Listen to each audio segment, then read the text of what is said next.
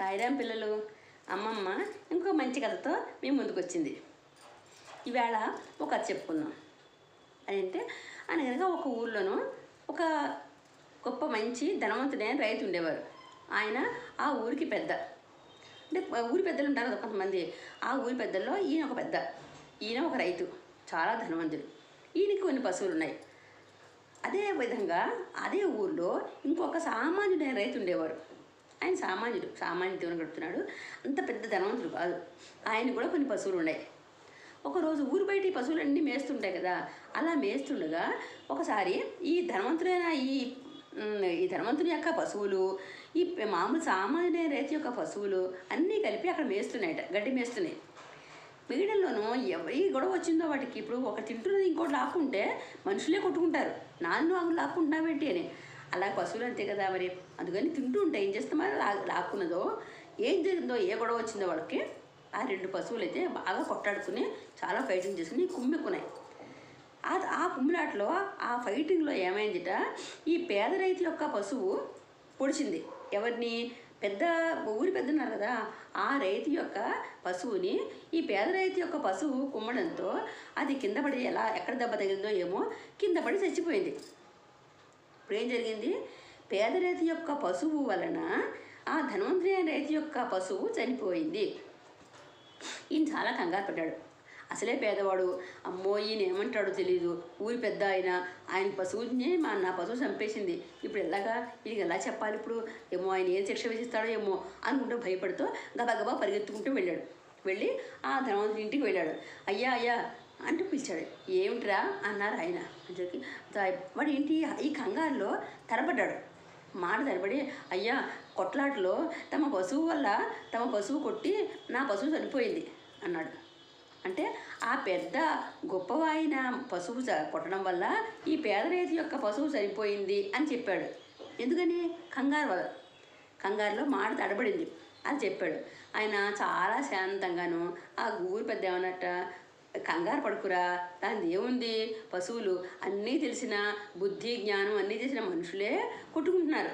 అలాంటిది పశువులకి ఏం తెలుసు, వాడికి జ్ఞానం లేదు, మాట లేదు, అవివో కొట్టుకున్నాయి, అనవసరంగా ఒకటి చచ్చిపోయింది పాపం, అయ్యో అంతే, ఇది సహజం ఇది, అందుకని దాన్ని వదిలేసే, అంతగా పట్టించుకోకు, దాన్ని లైట్ తీసుకో అని చెప్పారు. ఎవరు, ఊరి పెద్ద, ఆ గొప్పవాడైన రైతు అలా చెప్పారట.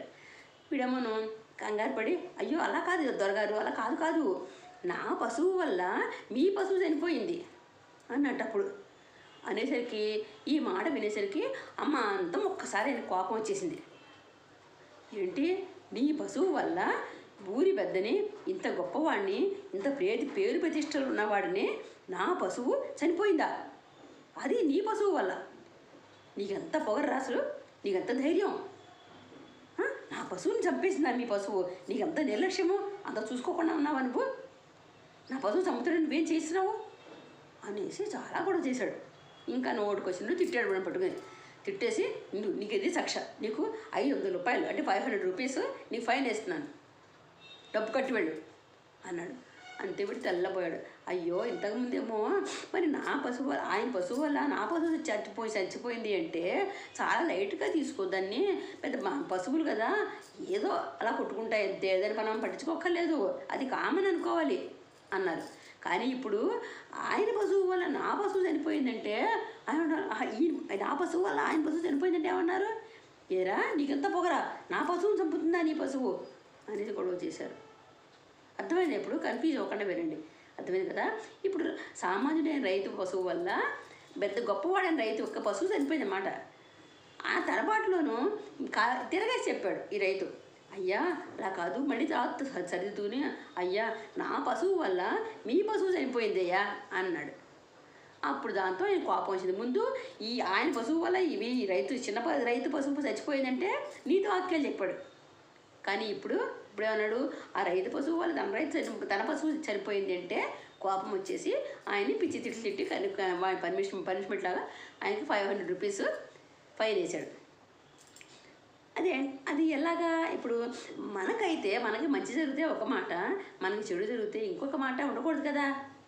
దీనికి ఏంటంటే బాబా ఏం చెప్పారంటే, మనస్యేకం వచస్యేకం కర్మణ్యేకం మహాత్మనాం అన్నారు. అంటే ఇప్పుడు దీనికి కొంచెం వివరణ చెప్పుకుందాం. మనస్సు ఏకం అంటే మనసులో ఒకటి తలుచుకోవాలి, అదే అమ్మదే మాట మనసులో పైకి అనాలి, మళ్ళీ అన్న మాటని చెయ్యాలి. అంటే మనస్సులో అనుకున్నది ఒకటి. కర్మణ్యకం వచస్యేకం, మన మాటల్లో అదే రావాలి, అది కర్మణ్యకం, అది కూడా అదే పనిలో కూడా అదే ఉండాలి. అంతేగాని మాట్లాడేది ఒకటి, చేసేది ఒకటి, మళ్ళీ చెప్పేది ఒకటి, ఇలా ఉండకూడదు. అంటే మనసులో ఒకటి తలుచుకున్నాము, తర్వాత మా మాటలో ఒకటి అన్నాము, చేసేది ఒకటి చేసాము, ఈ మూడు ఒకటే అవ్వాలి. దీనిని త్రికరణ శుద్ధి అంటారు. త్రికరణములు అంటే మనసుతో చేసే మూడు పనులు అన్నమాట. మనసులో ఆలోచిస్తాము, చేతితో చేస్తాము, మనసులో అనుకుంటాము. ఇప్పుడు ఇంకో చిన్న ఎగ్జామ్ చెప్తాను మీకు అర్థం అవ్వాలంటే. మీకు ఎగ్జామ్స్ వస్తున్నాయి, మీ నాన్నగారేమో కేకలేసారా, నీకు మార్క్స్ తక్కువ వచ్చాయి, నువ్వు ఎందుకు శ్రద్ధ చేయట్లేదు, సరిగ్గా చదవట్లేదు, చూడు నీకు అన్నం మిగిలిన పిల్లలందరూ కూడా వాళ్ళందరికీ ఫస్ట్ వచ్చింది, నీ స్నేహితుడైనా వాడికి బాగా ఫస్ట్ వచ్చింది కదా, నువ్వు కూడా వాటితో సమంగా చదువుతున్నావు, నీకు ఎందుకు రాలేదు, నీ స్నేహితులు సమంగా రావాలి కదా నీకు కూడాను, ఇద్దరు కలిసి చదువుకున్నప్పుడు అని గట్టిగా కేకలేశాడు. కేకలేస్తాను వాడు ఏం చేశాడు, అదే నువ్వు అనుకో, నీ మనసులో అనుకో, లేదా ఇంకా నీ స్నేహితులు అనుకో, ఒక వ్యక్తిని మనం గురించి చెప్పుకున్నాం అన్నట్ట.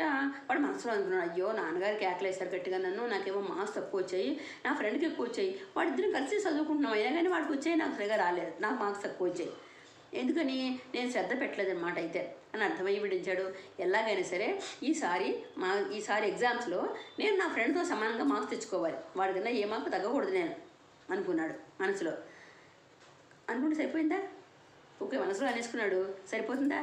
అది మనస్సు చేసిన పని అయిపోయింది. ఇప్పుడు మనం వాక్కుతో చేయాలి, చెప్తాం మరి.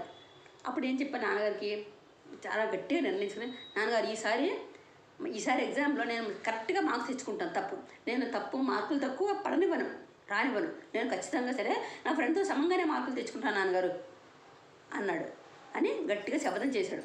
అప్పుడు ఏమైంది, వాడు మాటతో కూడా చెప్పేశాడు, మనసులో అనుకున్నాడు, మాటతో చేశాడు, రెండు అయిపోయేకి. ఇంకా మరి కర్మ అంటే చేసే పని మిగిలిపోయింది కదా, దానికి ఏం చేయాలి, వాడు ప్రయత్నం చేయాలి. మనం ఒక పని అనుకున్నామంటే మనం ఆ పని చేయాలంటే దానికి సరిగ్గా ప్రయత్నం, ప్రాక్టీస్ అనేది ఉండాలి కదా. ఏ పని చేయాలని నేను కూర్చుంటే పని అయిపోతుందా? మనం కనుక ప్రాక్టీస్ చేస్తే మానవ ప్రయత్నము దైవ సహాయము అంటారు. మనిషి ప్రయత్నం చేస్తే కనుక దేవుడు సహాయం చేస్తాడట.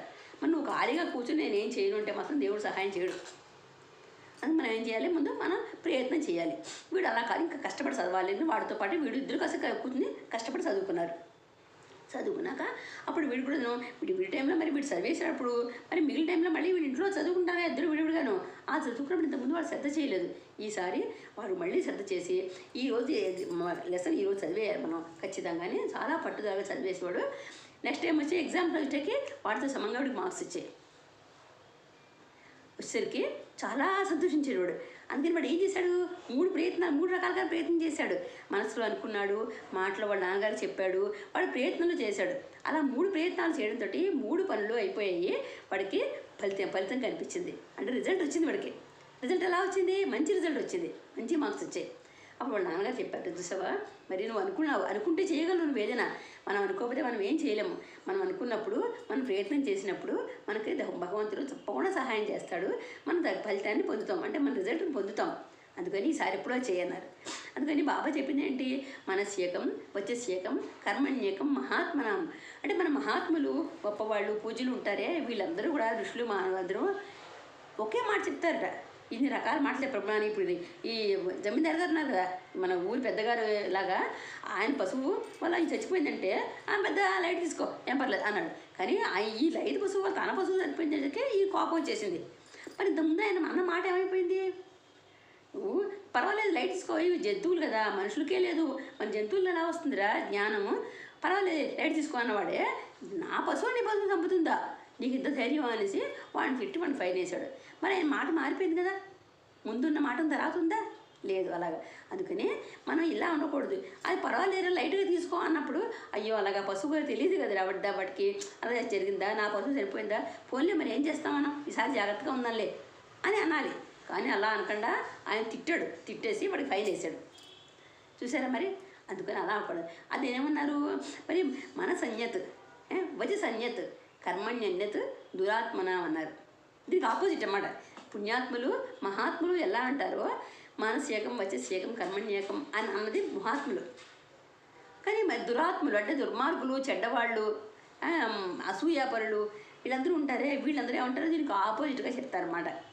మన సంజ్ఞత్ పచ్చి సంజ్ఞత్ కర్మణ్యన్యత్ అంటే ఒక మాట మీద ఉండరు, ఒక పని అన్న పని చెయ్యరు, అన్న పని మాట చెప్పరు, అంటే అనుకున్న మాట చెప్పదలసిన మాట చెప్పరు. ఇలాగా వాళ్ళు వేరు, అంటే మహాత్ములు వేరుగాను దురాత్ములు వేరుగాను ఎలా ఉంటారు, ఎవరు ఎలా ఉండాలి మానవులు అనేది బాబా ఈ విధంగా చెప్పారు. బాగుందే కదా, మనం కూడా తలిచి ఇదే ప్రయత్నించేద్దాం. ఒక అన్న మాటే చెప్పాలి, చెప్పిన మాటే చెయ్యాలి. ఈ మూడింటిని మనం పాటిస్తే మనకి దేవ సహాయం సంపూర్ణంగా అందుతుంది. మనం అన్నింటా మంచి ఫలితాన్ని పొందగలుగుతాం. చాలా బాగుంది కదా. అందుకని మరొకసారి ఇంకో కథతో అమ్మమ్మ మీ ముందుకు వస్తుంది. అంతవరకు సాయిరామ్.